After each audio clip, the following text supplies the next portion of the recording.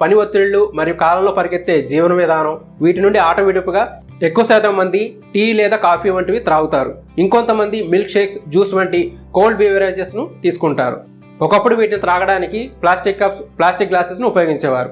కానీ నేడు plastic products వల్ల ఆరోగ్యానికి కలిగే నష్టాలను ప్రజలు తెలుసుకున్నారు. సో వాటికి ప్రత్యామ్నాయంగా paper cups, edible tea cups వంటివి ప్రజలను ఎక్కువగా ఉపయోగిస్తున్నారు. ఎడిబుల్ టీ కప్స్ను బిస్కెట్ టీ కప్స్ అని కూడా అంటారు. పర్యావరణానికి హాని కలగకుండా ఉండి మనకు టీ ఆర్ కాఫీతో పాటు బిస్కెట్ కూడా వస్తూ ఉండడంతో అందరూ వీటిని ఇష్టపడుతున్నారు.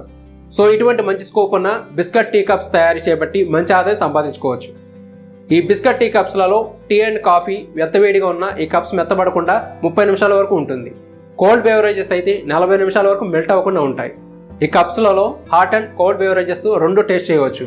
కప్స్ లోపల ఉన్న పదార్థం రుచిని ఏమాత్రం మార్చవు. Coffee, tea, ice cream, milk shakes and జ్యూసెస్ని సర్వ్ చేసుకోవచ్చు. ఈ కప్స్ తినడానికి క్రిస్పీగా అండ్ క్రంచీగా ఉంటాయి. మిగతా ప్లాస్టిక్ అండ్ పేపర్ కప్స్ లాగా పారేయకుండా టీ తాగొచ్చు, బిస్కెట్ కప్ తినవచ్చు. ఒకవేళ తినకుండా పారేసినా పర్యావరణానికి ఎటువంటి హాని జరగదు.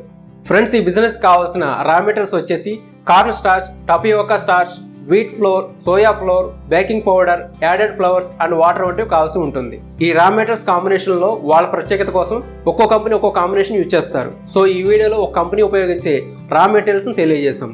ఇంకా ఒక biscuit tea cups making machine, ఒక ఫ్లోర్ మిక్సింగ్ మెషిన్ ఒకటి కావాల్సి ఉంటుంది. ఇప్పుడు ఈ బిస్కెట్ టీ కప్స్ తయారీ విధానం చూద్దాం. ముందుగా రా మెటీరియల్స్ అన్నింటినీ సరిపడా నిష్పత్తిలో ఫ్లోర్ మిక్సింగ్ మెషిన్లో వేసి మిక్స్ చేసుకోవాలి. తర్వాత కప్స్ తయారీకి కావాల్సిన క్వాంటిటీ కోసం ఉన్న స్టాండ్స్లలో ఈ మిక్స్ను వేసుకోవాలి. తర్వాత స్టాండ్స్లోని మిక్స్ను మెషిన్లోని మౌల్డ్స్లో పోయాలి. ఆ తర్వాత మెషిన్కు ఉన్న హ్యాండిల్ని ప్రెస్ చేయాలి. ఆ మెషిన్ పవర్ సప్లై సహాయంతో హీట్ అయ్యి మౌల్డ్స్లోని మిక్స్ను కప్స్గా మారుస్తుంది. అలా 2 సార్లు చేయాలి.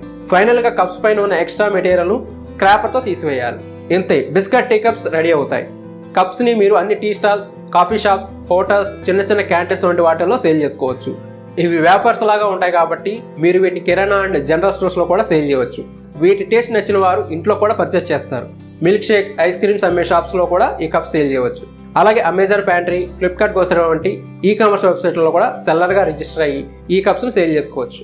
ఈ ఇండస్ట్రీ స్టార్ట్ చేయడానికి మనకు కావాల్సినవి biscuit tea cup making machine 3,95,000 రూపాయల నుండి ఆన్లైన్ మార్కెట్లో లభ్యమవుతుంది.